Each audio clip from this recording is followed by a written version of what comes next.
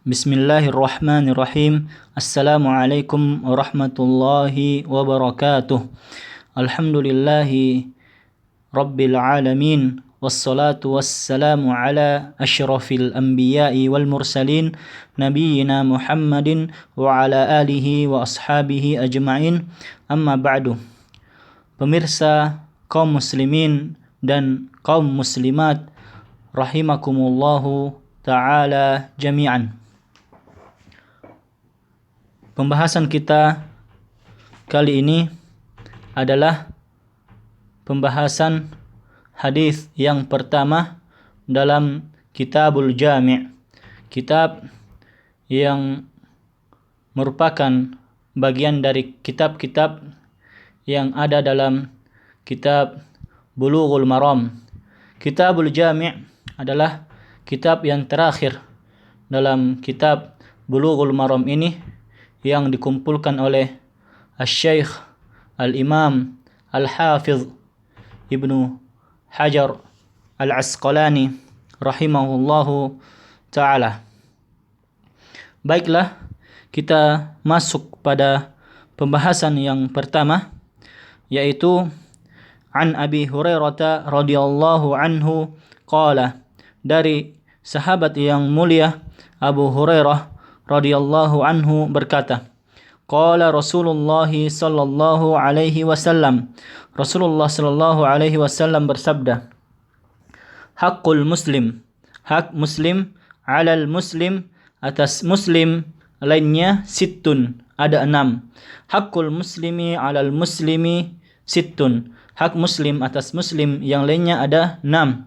Idza laqitahu fasallim alaihi, apabila engkau menjumpainya, apabila engkau menemuinya, apabila engkau bertemu dengannya, maka berikanlah salam kepadanya.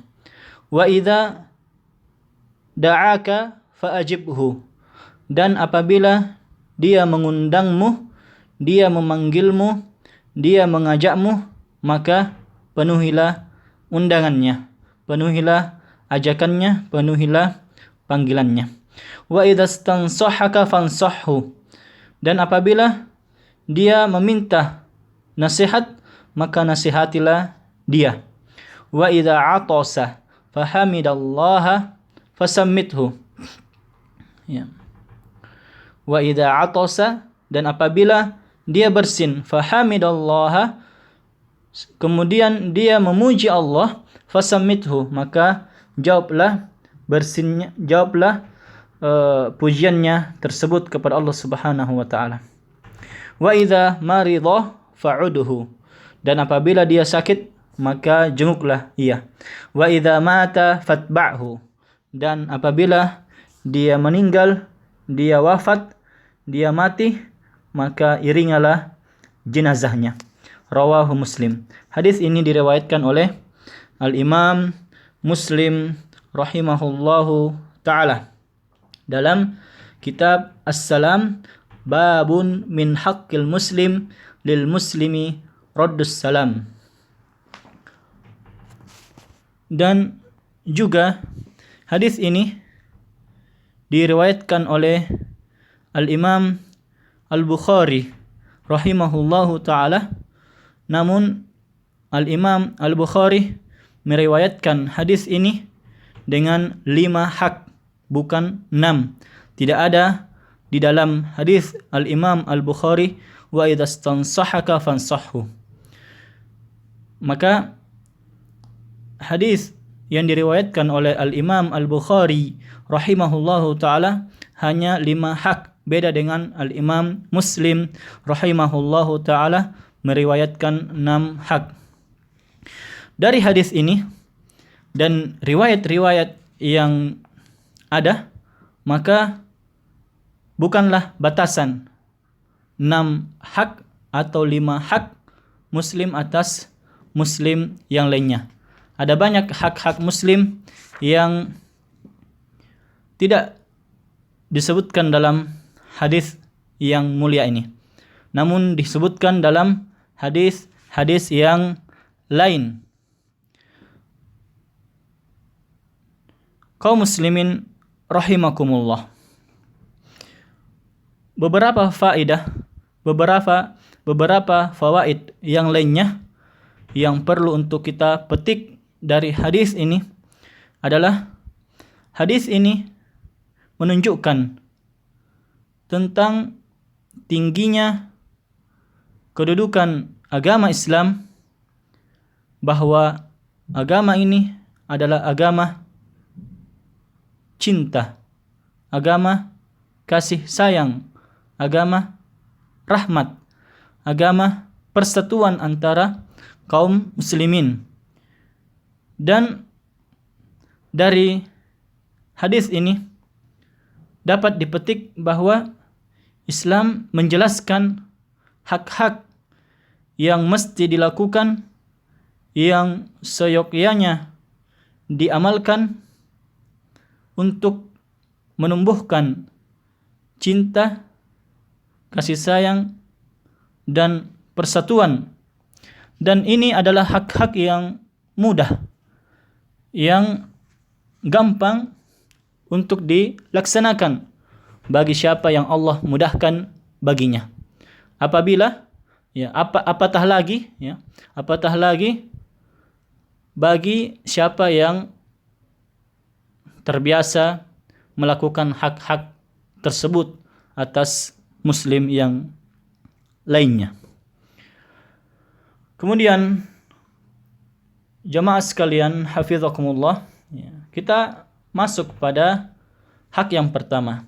Idza laqitahu fasallim alaihi.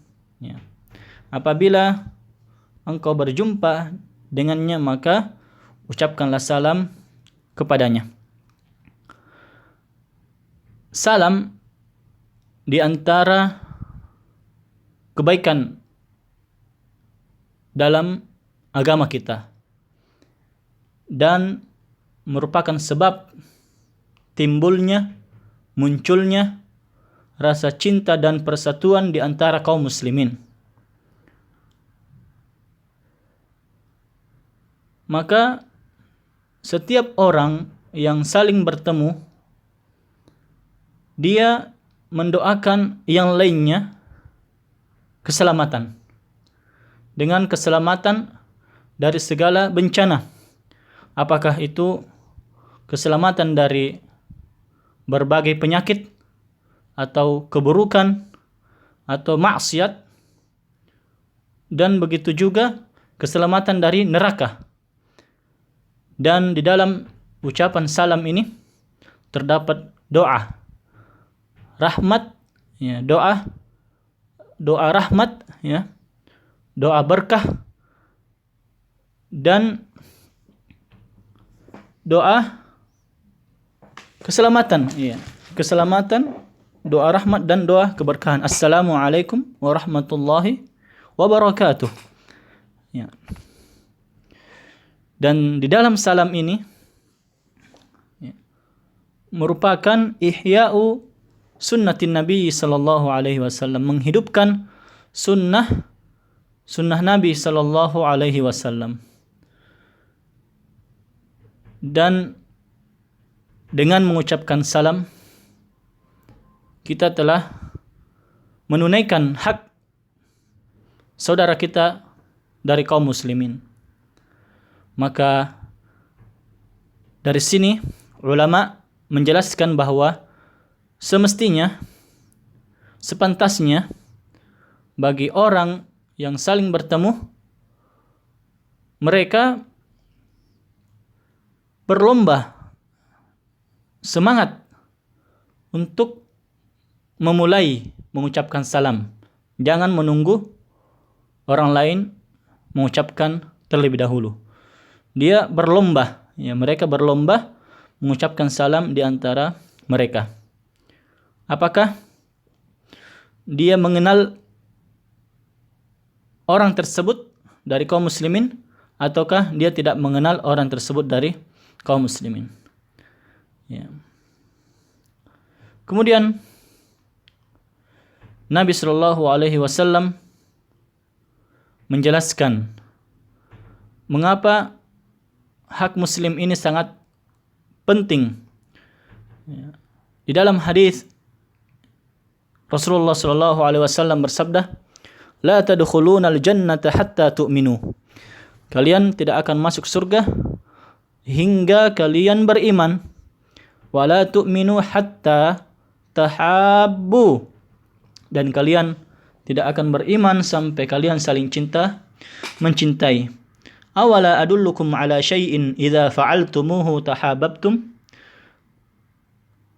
Tidakkah kalian mau saya sebutkan, saya tunjukkan sesuatu, apabila kalian melakukannya kalian akan saling mencintai. Afshus salama bainakum. Sebarkanlah salam di antara kalian. Dan di dalam hadis yang lain Nabi sallallahu alaihi wasallam bersabda, "Wa khairuhuma alladhi yabda bisalam." Dan yang terbaik di antara keduanya adalah yang memulai mengucapkan salam. Kaum muslimin rahimakumullah. Masih dalam pembahasan salam. Yang sangat disayangkan, ya. Kita menemukan beberapa orang atau bahkan diri kita sendiri kadang hanya memberi salam kepada orang yang kita kenal saja. Padahal Nabi sallallahu alaihi wasallam telah menjawab sebuah pertanyaan yang dilontarkan kepada beliau ketika seseorang bertanya, "Ayyul islami khair?" Islam apakah yang terbaik? Nabi sallallahu alaihi wasallam menjawab, "Tut'imut ta'am wa taqra'us salama ala man 'arafta wa man lam ta'rif." Engkau memberikan makanan dan mengucapkan salam kepada orang yang engkau kenal dan orang yang engkau tidak kenal. Jadi kita di tempat mayoritas Islam, kaum muslimin yang sangat banyak, jangan ragu untuk mengucapkan salam. Meskipun ada kemungkinan, dan itu pun kemungkinan kecil, bahwa orang yang kita temui adalah orang yang bukan Islam. Namun ketika kita hidup di tempat yang mayoritas kaum musliminnya, maka kita berikan salam kepada orang yang kita kenal maupun yang kita tidak kenal.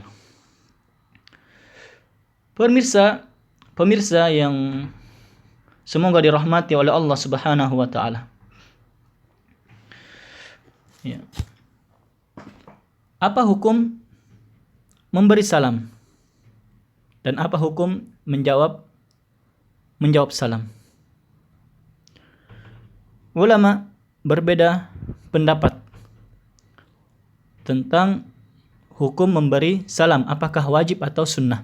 Namun mereka sepakat bahwa menjawab salam adalah wajib. Dan yang rajih untuk memberi salam hukumnya adalah sunnah yang ditekankan. Namun ketika kita sendiri, satu orang memberi salam, maka hukumnya sunnah ainiyah. Ya, sunnah ainiyah. Adapun ketika kita banyak orang, segerombolan orang, sekelompok orang, lebih dari satu orang, kita jalan bersama-sama mengucapkan salam kepada orang lain, maka jika salah seorang di antara kita telah memberi salam, maka hukumnya adalah sunnah kifayah. Ya. Sunnah kifayah. Jadi kita tidak disunnahkan lagi. Namun ketika kita mengucapkan, maka kita mendapatkan juga pahala dari apa yang kita ucapkan dari salam tersebut, meskipun telah gugur sunnahnya. Begitupun menjawab salam wajib. Jika kita sendiri, kita wajib menjawab salam.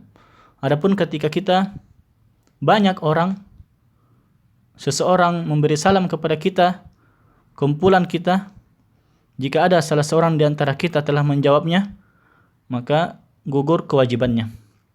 Namun ketika kita juga menjawab salam tersebut, kita juga mendapatkan pahala dari jawaban itu. Kemudian kaum muslimin rahimakumullah. Ya.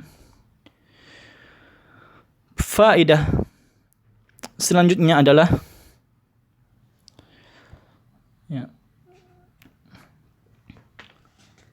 hadis ini menunjukkan tentang pentingnya untuk menjawab panggilan saudara kita, menjawab undangan saudara kita, menjawab ajakan saudara kita. Di mana Nabi sallallahu alaihi wasallam bersabda, "Wa idza da'aka fa'ajibhu." Wa idza da'aka fa'ajibhu. Dan jika dia memanggilmu, mengajakmu, mengundangmu, maka jawablah. Ya. Kenapa penting untuk menjawab panggilan tersebut? Sebagai bentuk pemuliaan kepada saudara kita, dan juga sebagai bentuk timbulnya kecintaan, rahmat dan kasih sayang dan persatuan di antara keluarga secara khusus dan di antara kaum muslimin secara umum. Ulama ada yang membedakan antara panggilan walimah dan panggilan selainnya.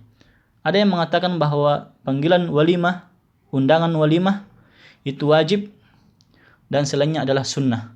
Dan ada yang mengatakan juga bahwa tidak ada bedanya panggilan walimah dan panggilan walimatul urs dan panggilan yang lainnya dari walimah-walimah yang lain. Semuanya adalah wajib. Wa hadza madhhabu Abdullah ibni Umar radhiyallahu anhuma wa ba'dut tabi'in wa ba'dit tabi'in wa ahli zahir wa ba'di syafi'iyah. Yang tidak membedakan di antara ulama adalah mazhab sahabat yang mulia Abdullah bin Umar radhiyallahu anhuma dan sebagian tabi'in dan pendapat Zahiriyah, pendapat Ahlul Zahir, dan sebagian madhab Syafi'iyah. Wa dhahabal jumhur, jumhur ulama berpendapat, mayoritas ulama berpandangan bahwa al-ijabah sunnah muakkadah. Menjawab panggilan, menjawab ajakan, menjawab undangan itu sunnah muakkadah. Kaum muslimin rahimakumullah. Selanjutnya hak setelahnya adalah wa idastansahaka fansahhu. Dan apabila dia meminta nasihat maka nasihatilah ia.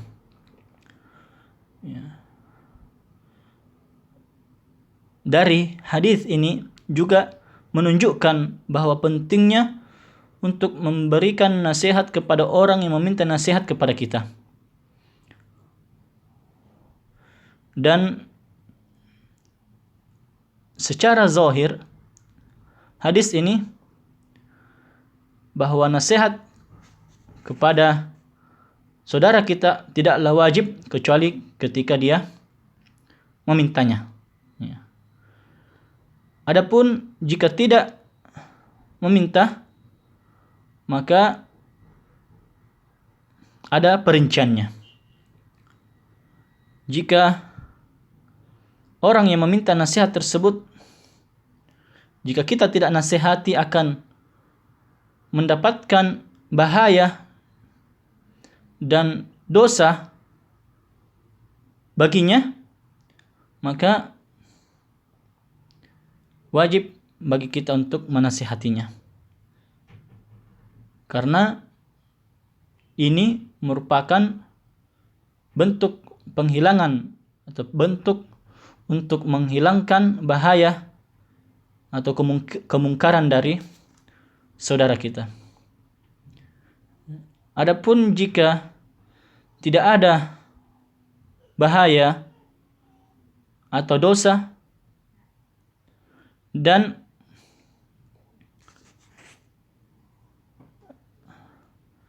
engkau dan kita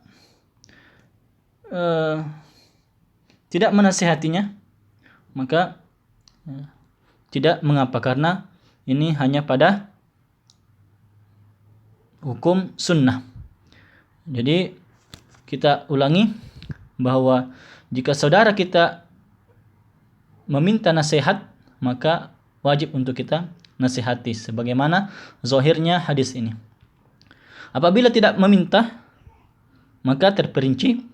Yang pertama, jika akan ada bahaya atau dosa yang bisa ditimbulkan jika kita tidak menasihatinya, maka wajib untuk kita menasihatinya. Apabila tidak ada bahaya atau dosa yang bisa timbul jika kita tidak menasihatinya, maka tidak wajib untuk kita nasihati, namun kita sunnah untuk menasihati sesama kaum muslimin. Ya. Selanjutnya, wa idza atasa, wa idza atasa fahamidallaha fasammithu, atau fashammithu, bisa fasammithu atau fashammithu. Dan apabila saudara kita bersin kemudian dia memuji Allah, maka sammithu. Apa itu sammithu atau tashmitul atis atau tasmitul atis? Apa itu maksudnya? Maksudnya adalah kita mengucapkan kepadanya yarhamukallah. Yarhamukallah, semoga Allah merahmatimu. Bagaimana jika dia tidak mengucapkan alhamdulillah? Maka kita tidak mengucapkan yarhamukallah kepadanya, karena dia tidak memuji Allah. Padahal dalam bersin, ketika kita bersin, keluar virus-virus, keluar berbagai macam penyakit, sehingga kita perlu untuk mensyukuri Allah Subhanahu wa taala dari keluarnya, hilangnya penyakit tersebut dari dalam diri kita. Bahkan disebutkan dalam beberapa penjelasan bahwa jika penyakit itu tidak keluar dari diri kita dengan bersin, bisa jadi penyakit itu mematikan diri kita. Maka perlu untuk mengucapkan alhamdulillah di saat kita bersin, dan orang yang mendengarkan perlu untuk mengatakan yarhamukallah di saat dia mendengarkan orang tersebut mengucapkan alhamdulillah.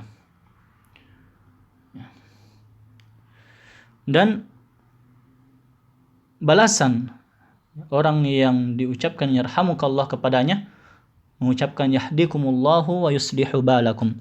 Yahdikumullahu wa yuslihu balakum. Semoga Allah memberikan hidayah dan memperbaiki urusan antum, kalian. Hak selanjutnya, wa idza marida fa'udhu, wa idza marida fa'udhu. Dan apabila sakit maka jenguklah ia. Secara zahir, hadis ini menunjukkan wajibnya untuk menjenguk orang sakit. Namun ada di antara ulama yang mengatakan sunnah, dan ini pendapat jumhur ulama. Pendapat mayoritas ulama yang mengatakan menjenguk orang sakit adalah sunnah.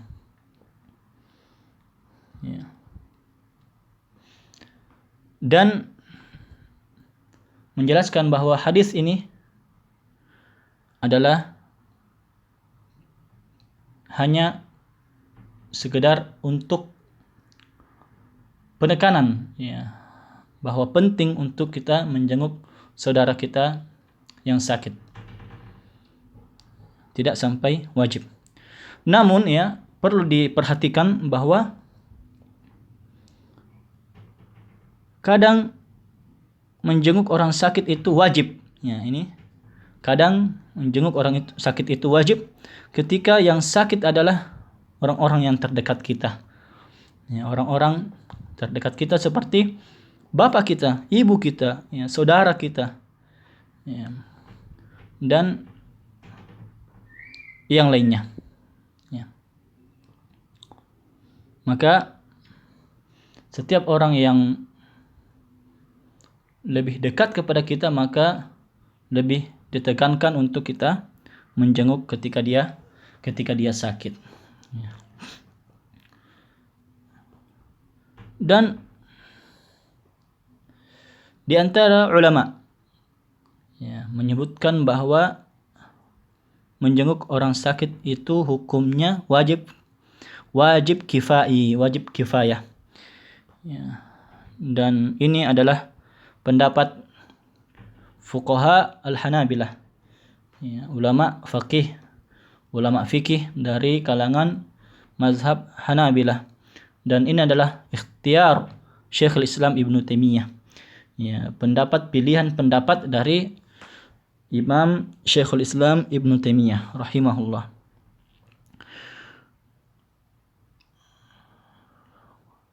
Maka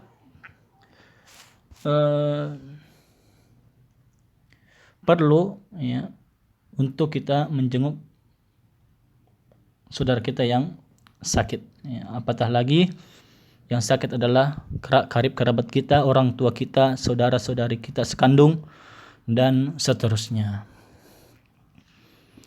Ya. Selanjutnya, ya, hak yang terakhir. Wa idza mata fatba'hu. Dan apabila dia meninggal, dia mati, dia wafat, maka iringalah jenazahnya. Ya. Hukum mengiringi jenazah kaum muslimin adalah fardu kifayah. Ya. Ini pendapat yang pertama dari pendapat ulama, di antaranya adalah Al-Imam Ibnu Battal, Imam Ibnu Daqiq Al-Aid, Imam Al-Hafiz Ibnu Hajar, dan sebagian dari ulama fikih mazhab Hanabilah. Dan mereka mengatakan bahwa mengiringi jenazah hukumnya adalah hukum fardu kifayah. Ya, jika sebagian yang cukup untuk mengiringinya telah melaksanakannya, maka yang lain telah gugur kewajibannya. Pendapat yang kedua ya, adalah sunnah, dan ini adalah pendapat jumhur ulama. Ya. Mayoritas ulama.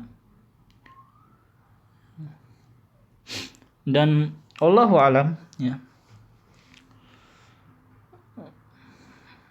mengiringi jenazah ini hukumnya fardu kifayah, sebagaimana yang dirojihkan juga oleh Syekh Abdullah bin Shalih Al-Fauzan, ya, pensyarah kitab Bulughul Maram, bukan anak dari Syekh Shalih Al-Fauzan, tapi bukan anak dari Syekh Shalih bin Fauzan Al-Fauzan, ya.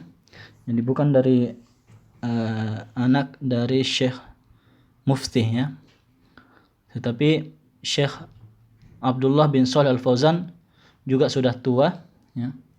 Beliau berpendapat wal azhar wallahu alam. Nampaknya ya, wallahu alam, anna ittiba'al janaiz wajib kifayah. Mengiringi jenazah adalah hukumnya wajib kifayah. Ya. Dan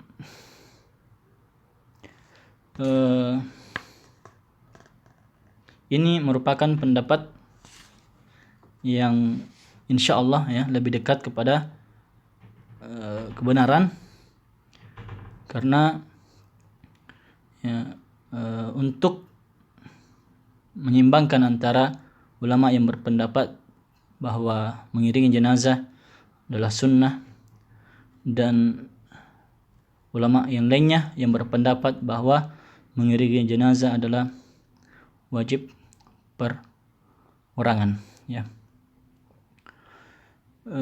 Inilah yang sempat kami sampaikan pada kesempatan ini. Semoga bermanfaat bagi kita semua. Apa yang benar datangnya dari Allah Subhanahu wa taala, dan yang salah dari datangnya dari kami pribadi dan syaitan alaihi la'nah minallah. Hadza wa sallallahu wasallam ala nabiyyina Muhammad wa ala alihi wa sahbihi ajma'in. Wallahu ta'ala a'lam. Wassalamu alaikum warahmatullahi wabarakatuh.